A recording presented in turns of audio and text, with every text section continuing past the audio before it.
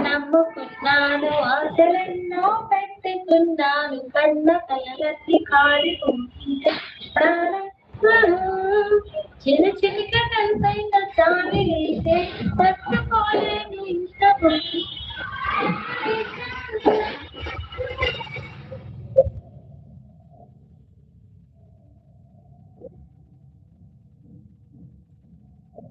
hello ఏంట్రా చెత్త మగవా ఏమ్మా ఇంకా లైక్ కొట్టండి చెత్తలో ఈ కామెంట్ లైక్ ఇంకా 146 like from Vijayawada I'm Pavan నా కోసం